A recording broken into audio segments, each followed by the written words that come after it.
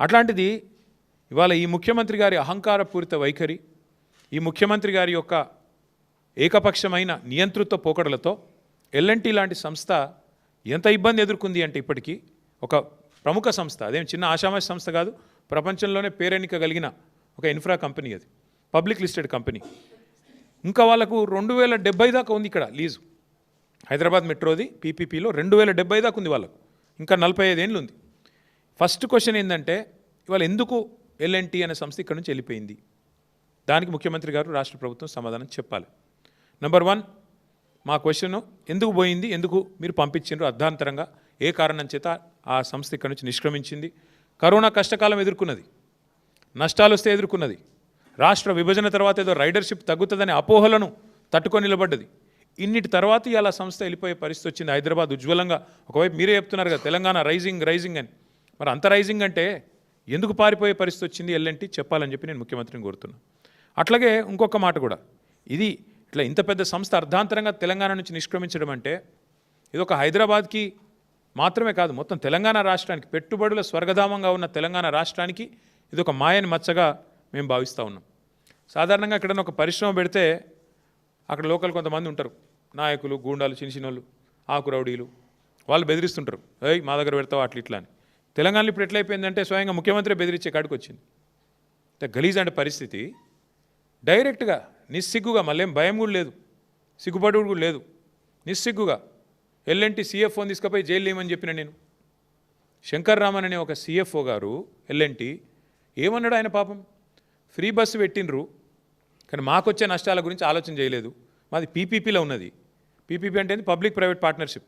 మేము పెట్టుబడి పెట్టినాం ఇలా, మరి హైదరాబాద్లో ఫ్రీ బస్సు పెడితే మాకు కొంత నష్టం వస్తుంది కదా, మరి మామూలు కూడా చూసుకోవాలి కదా అన్నట్టు ఏదో అన్నాడు ఆయన.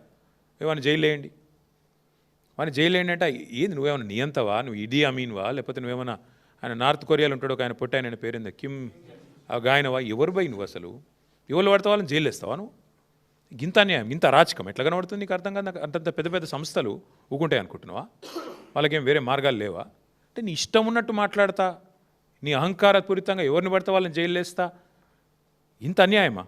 ఇంకొక దారుణమైన మాట ఏంటంటే, నేను చేసిన పథకాన్ని తప్పు పడతావా గంతోళ్ళ మీరు అన్నట్టు జైలు వేస్తా అంటే మీ తప్పులు ఎత్తి చూపితే జైలు వేసేస్తారా మీరు?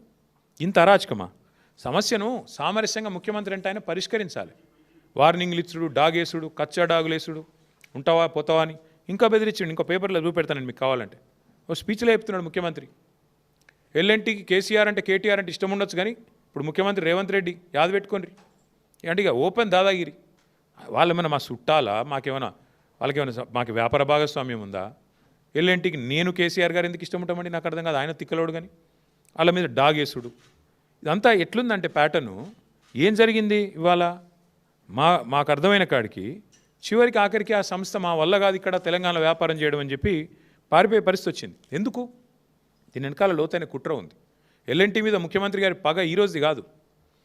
మేడిగడ్డ బరాజులో 2 పిల్లర్లు కుంగినాయి, 7th బ్లాక్లో 2 పిల్లర్లు కుంగినాయి. ఇది అక్టోబర్ 2023లో.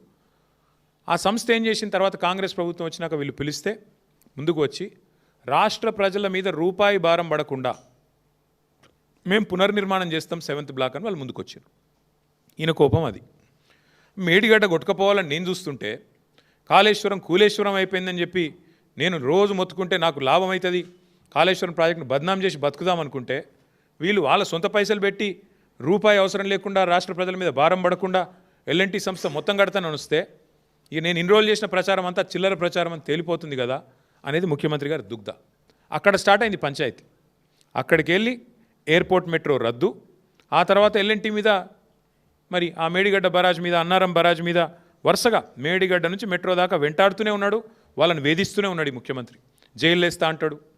ఈ రకంగా పిచ్చి మాటలు మాట్లాడి చివరికి ఆ ఎల్ఎన్టీ అనే సంస్థ కక్షగట్టి మరి ఇవాళ నానా యాగి చేసి వాళ్ళని వెళ్ళిపోయేటట్టు చేసింది కేవలం రేవంత్ రెడ్డి గారే. ఏం తప్పు చేసింది ఎల్ఎన్టీ?